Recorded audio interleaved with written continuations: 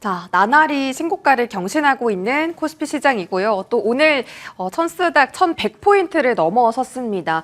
어디까지 질주할 것인가? 그 안에서의 중심은 어떻게 잡아야 하는 것인가? 오늘 와이즈 경제연구소 차영두 소장과 알아보도록 하겠습니다. 어서 오세요. 안녕하십니까? 네, 소장님 반갑습니다. 지난주에 안 오셨죠? 네, 저희 2주 만에 뵀는데 2주 동안 많은 일이 일어났어요, 지금. 네, 그렇습니다. 예. 네, 코스피가 5,000원 안착했고 코스닥은 1,100까지 지금 올라서 있는 상황이 있잖아요. 불타오르는 국장 말 그대로 지금 완전 불꽃 랠리입니다. 반도체부터 확인을 해보시죠. 일단 오늘 넥스트레이드 장부터 와 삼성전자와 하이닉스 질주가 엄청났습니다. 어제 오후부터 좀 수급이 강하게 붙기 시작하더니 그렇죠? 네. 오늘 추가적인 시세가 나오는 거거든요. 일단 보통은 실적 발표하고 나면 차익 매물이 좀 나오기 마련인데 오늘은 좀 그럴 기미가 없어 보여요.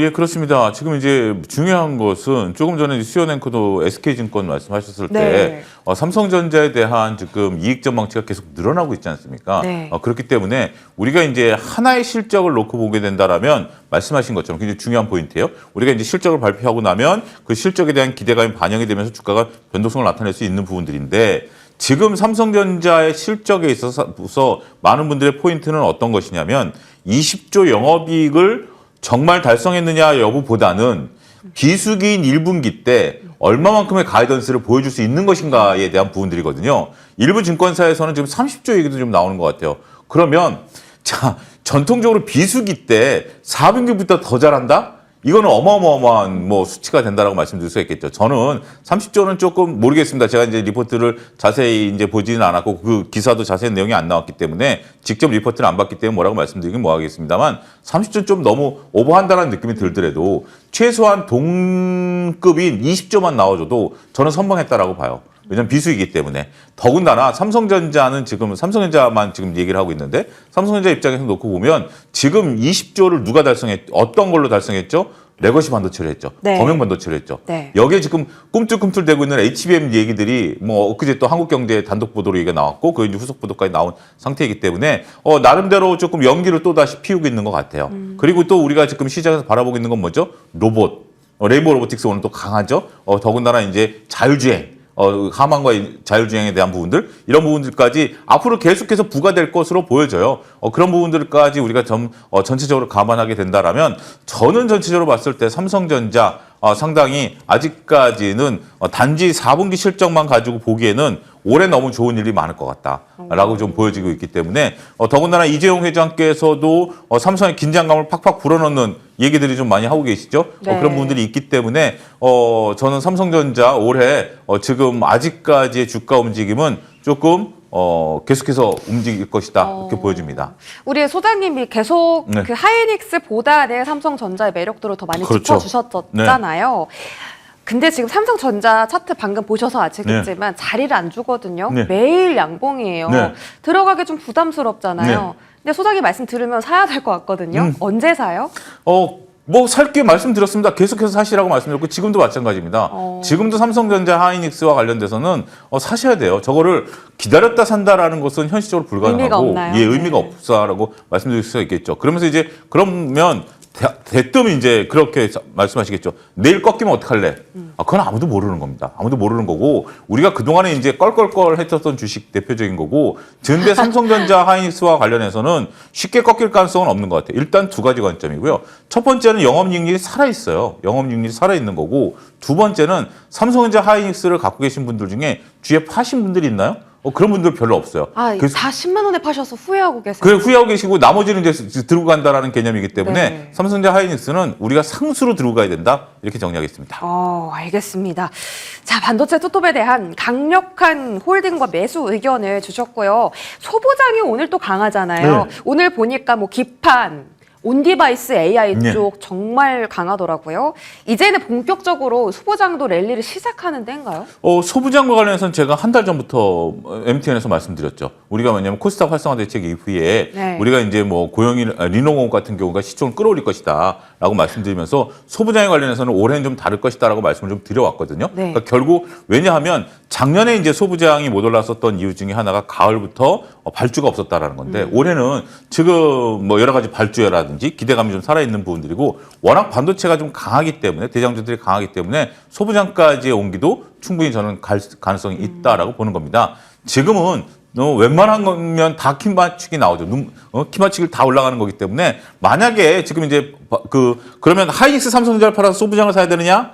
이런 댓글 다시는 분이 있더라고요. 어떤 방송에 출연하니까. 그건 아닙니다. 삼성전자 하이닉스는 상수고요. 나머지 제가 이제 포트폴리오 구성하면 30%는 삼성전자 하이닉스, 나머지 20%는 네. 전체 포트 중에 네. 소부장을 담아야 된다라는 관점으로 그동안 말씀드렸기 때문에 네. 소부장이 없으시다라면 소부장도 지금은 포트폴리오에 있어야 된다. 토탈리 해서 한 50% 정도는 반도체를 가져가야 되는 장이다라고 말씀드릴 수 있겠습니다. 그러면 포트폴리오에 소부장 뭐 담을까요?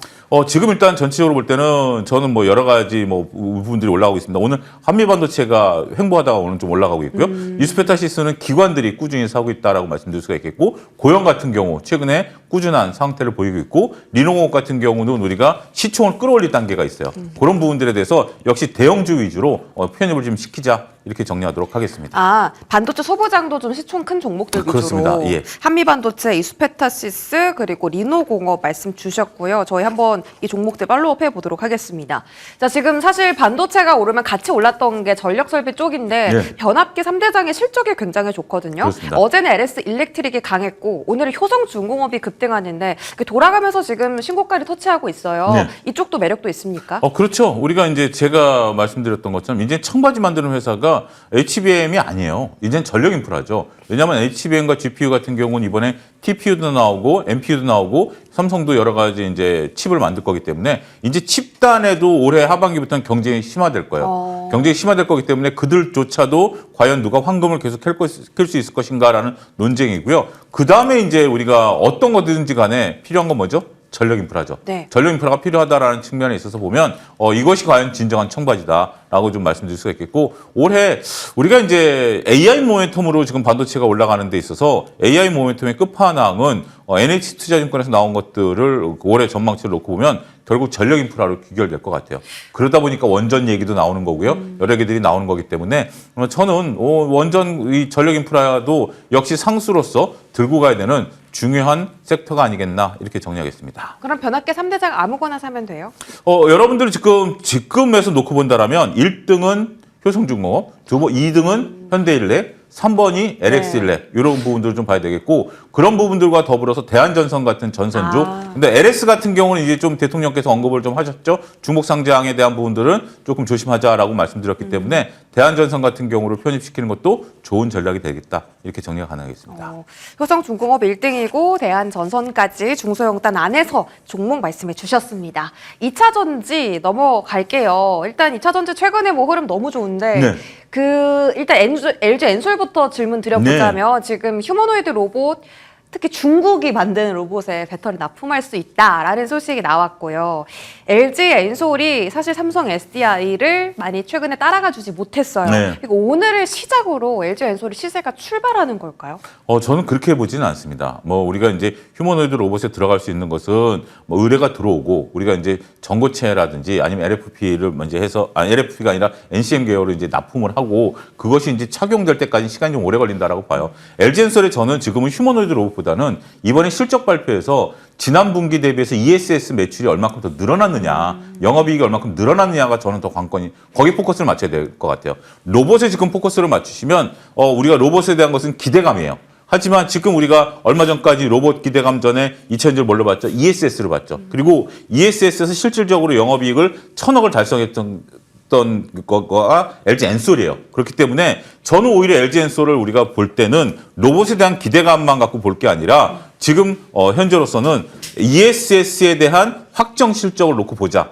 이렇게 저는 말씀드리도록 하겠습니다. 근데 주식은 꿈을 먹고 사는 거잖아요. 네. 근데 그 꿈을 먹고 산다라는 것이 네. 한정될 수밖에 없어요. 뒤에 가서 현대차를 말씀드리겠습니다만, 현대차가 로봇에 대한 기대감이 지금 꺾여버렸잖아요. 주가가 진짜 꺾였다라고 저는 보여지거든요. 그래도 많이 올랐잖아요. 그러니까 기대감을 올랐다가 지금 지난주 목요일부터 꺾여버렸잖아요. 그런 부분들이 있기 때문에, 그러니까 그 기대감을 올랐었다가 꺾였기 때문에, 그런 다음에 지금 LG 엔솔 같은 경우 지금 오늘도 벌써 윗골을 달아버리잖아요. 네. 윗골을 달아버린다는 것은 많은 분들이 여기에 대해서 그 꿈을 먹는 건 사실이지만, 우리가 투자를 볼 때 나는 꿈을 먹지만 많은 투자자들이 거기에 대해서 꿈을 생각을 안 한다라는 것도 읽어내야 되지 않을까 싶습니다. 오늘의 윗꼬리를 좀 그렇게 해석을 해주셨네요. LG엔솔은 로봇 모멘텀보다는 조금 더 ESS에 비중을 둬야 한다라는 조언을 해주셨고요. 일단 코스닥으로 넘어가서 지금 에코프로 형제 정말 네. 핫하거든요. 그렇습니다. 이쪽은 좀 시선이 다를 수도 있잖아요. 왜냐하면 코스닥이 가려면 네. 시총 상단이 가져야 되는데 그렇습니다. 거기에 에코프로 형제가 이제 자리하고 있기 때문에 이 두 종목은 조금 LG엔솔하고 달리 보실까요?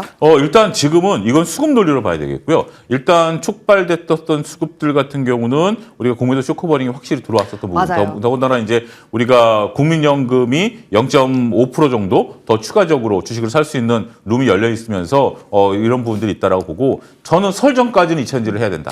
코스닥에서? 네, 코스닥에서 설 전까지는 2차전지를 해야 된다라는 관점입니다. 왜 그러냐면 이것도 결국 지금은 수급 논리고 기대감이다라고 말씀드릴 수가 있겠거든요. 그렇기 때문에 설 전까지 대략 한 2주 정도 남았죠. 2주 정도 남았기 때문에 이 뜨거움은 2주 정도까지 유지될 것으로 보이죠. 에코프로 지금 여러분들 머릿속에 한번 그려보시죠. 5만 원짜리가 10만 원 갔다가 7만 5천 원 갔다가 10만 원 꺾였다가 지금 이제 14만 원 와 있는 상태거든요. 20만 원까지 갈까요? 20만 원 저는 더 한번 트라이를 해볼 가능성은 있다라고 봐요. 하지만 그 유지되고 신고가를 계속해서 갱신해 갈 것이냐라고 본다라면 이런 걸 자꾸 머릿속에 그려보면 영원히 올라갈 수 있느냐? 그러면 리튬 가격이 올라가니까 올라간다? 그 다음에 로봇과 관련해서 올라간다? 근데 리튬 가격 같은 경우는 소비자가로 전가기 어려워요. 왜냐하면 아직 소비가 안 늘어났기 때문에. 두 번째, 로봇과 관련해서는 이것도 역시 꿈이죠. 꿈을 먹고 사는 거기 때문에 지금 주가에 반영되는 단계다라고 저는 봐요.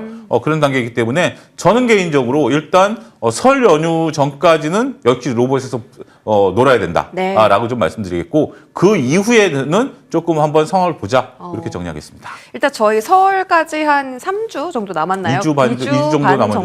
예. 그거밖에 안 남았나요? 시간이 참 빠르네요. 그 전까지는 일단 2차 전지로 좀 수급을 좀 챙겨놓자라는 전략을 세워주셨고 리튬 값이 실제로 지금 오르고 있잖아요. 그렇습니다. 사실 그동안 2차 전지가 뭐 캐즈미니 실적이 안 좋니 말이 많았지만 네. 단연코 중요했던 게 리튬 값의 반등이었거든요. 네. 근데 그게 지금 찍히고 있잖아요. 실제로 숫자가. 그러면 소재단 지금 접근해야 되는 거 아니에요? 근데 반대로 리튬 가격이 올라가면 원래 이제 소재 업체들이 그것을 이제 판매가에 전가를 시켜야 되는데. 근데 그게 안 된다고 하셨다니까. 그러니까 그게 지금 쉽지가 않은 거죠. 왜냐하면 판매가 지금 많이 늘어나고 있는 부분들이 아닌데 그거를 업체들이 떠안아야 되는 부분들이 발생할 수 있는 거죠. 그러니까 우리가 2023년 같은 경우는 개발 초기이기 때문에 소수의 업체들이 하는 것이고 그런 것들을 판매가에 전가를 시켜버렸어요. 그것이 제품 가격이 되니까 LG엔솔 사장이 이례적으로 얘기했죠. 우리가 의리 아닌 의리였다라고 얘기를 하는 것인데 지금은 그렇지 않다라는 거기 때문에 저는 개인적으로 왜냐하면 그런 것들이 됐다라면 과거처럼 주가가 뻥뻥뻥 뛰어야 되겠죠. 근데 그런 모습들이 단락적으로 보인다라는 측면에 있어서는 조금 고민해보자. 하지만 그 뉴스가 무조건 부정적인 건 아니에요. 지금 이제 주가를 끌어올릴 수 있고 많은 분들이 인식을 하고 내러티브로 받아들일 수 있는 거기 때문에 그런 부분들을 이용해서 단기간에 매매를 하자. 이제부터 시작이다라는 개념과는 좀 결이 다르다. 이렇게 네. 정리하겠습니다.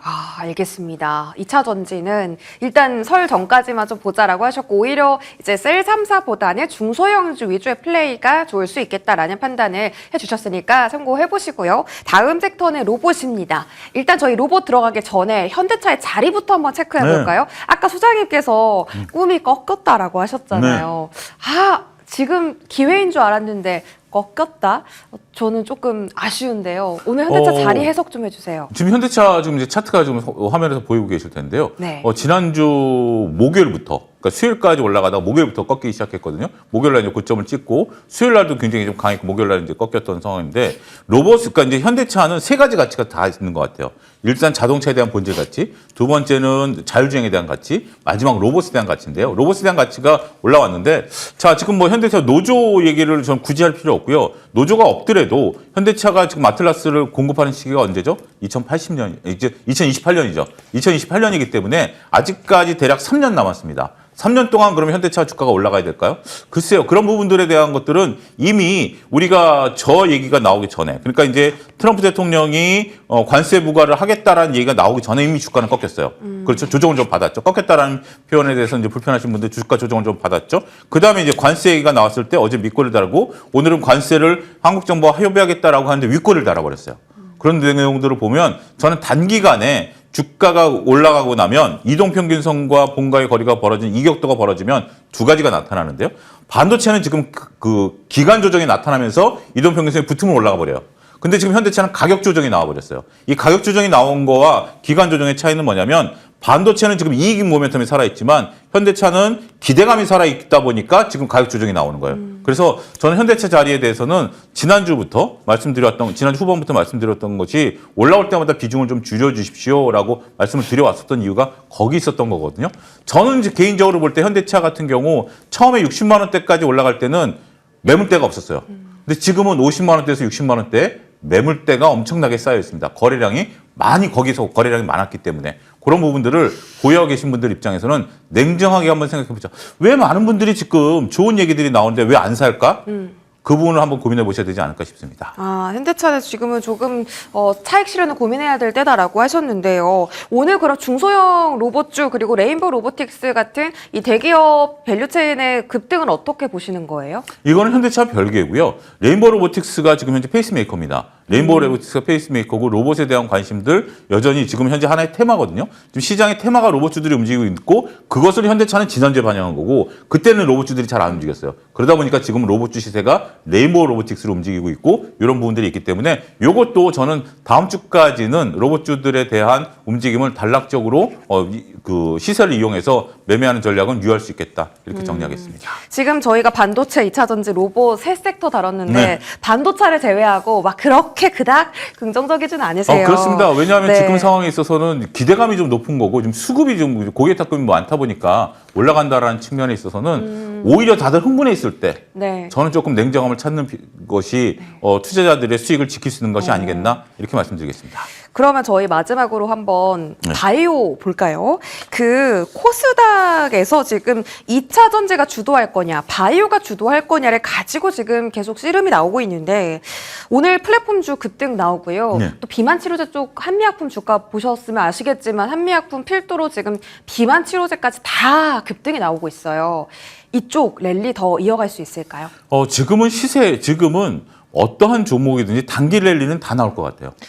단기 랠리. 코스닥 안에서요? 네, 왜냐하면 지금 그동안 코스닥이 이제 1000스탁을 찍지 못했을 때는 코스피 대비해서 상대적으로 우리가 주가가 덜 올랐죠. 근데 이제 코스닥이 1000포인트를 찍은 이후에 지금 고객 예탁금이 전 조만간 100조 찍을 것 같아요.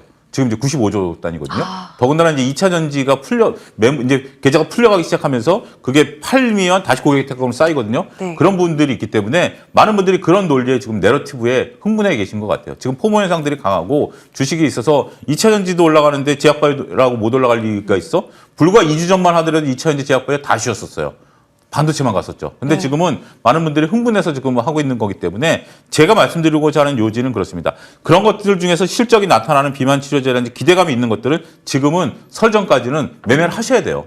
이것이 그 이후까지 갈 수 있느냐 없느냐 본질적인 가치가 있느냐 지금은 따질 때가 아닙니다. 지금은 그 코스닥 시장에 있어서 설 전까지 우리가 퍼포먼스를 보일 수 있고 이야기거리가 붙을 수 있는 것은 충분히 시세가 낼 수 있다. 여기서 시세를 한번 내셔야 설 연휴를 따뜻하게 보낼 수 있다라는 점도 좀 여담으로 말씀드리도록 하겠습니다. 그럼 제약바이오 안에서 지금 가장 매력적인 투자할 만한 설 전에 따뜻한 수익을 챙겨줄 수 있는 종목 뭐가 있을까요? 특별히 지금 이제 이럴 때 우리가 붙어야 되는 것은 가장 세게 붙은 애들을 따라가는 거죠. 오히려 덜 오른 것들을 지금 본다. 뭐 한미반도체도 얘기했지만 그런 다음에 이제 우리가 전체적으로 봤을 때 얘기해야 될 것들 중에 하나는 뭐죠? 그 셀트리온 그룹주들 좀 말씀드릴 수가 있겠고요. 덜 올랐죠. 셀트리온 네. 그룹주들은 또 이런 부분들이 지금 얘기가 붙었고 오늘도 좀 양봉이 나오는 부분들이 있기 때문에 이런 식으로 좀 붙고 대형주 위주로 좀 봐야 되겠고 뭐 휴지를 오르는 LNC 바이오 이런 것들도 다 목표 주가에 대한 부분들이 증권사들 리포트들이 나오고 맞아요. 있어요. 그런 리포트 뭐 휴지는 40만 원 리포트도 나왔고 LNC 바이오는 이제 스킨 부스터에 대한 얘기들도 좀 나오는 부분들이 있기 때문에 그런 것들 지금 차트 보면 휴지를 깔끔하지 않습니까? 네. 저런 거 따라가는 것도 충분히 수익을 낼 수 있는 좋은 기회가 되지 않을까 말씀드릴 수가 있겠습니다. 저희 다음 질문 휴재라고 LNC 예. 해버리셨네요. 예. 이 두 종목이 실적이 참 좋아서 그렇죠. 여쭤보고 싶었는데 사도 된다. 지금 급등하고 있는데 그냥 추격으로 살까요? 괜찮습니다. 지금 이제 이런 상태에서는 너무 비중을 많이 실으실 필요는 없고요. LNC와 차트 중에 뭘 하냐, 둘 중에 하나 하라면 저는 휴젤이 차트상으로는 그래요? 낫다. 차트상으로는 낫다. 근데 LNC를 보유하고 계신 분들이 좀 네. 그랬는데 LNC 같은 경우는 스킨 부스터에 대한 기대감이 높기 때문에 뭐 나쁘지는 않다. 지금은 다 바닥권에서 웬만한 종목은 다 들어주는 행복한 장이다. 이렇게 정리가 가능하겠습니다. 네, 좋습니다. 미용기계까지 다뤄드렸고요. YG경제연구소 차영조 소장과 함께 하셨습니다. 고맙습니다. 감사합니다.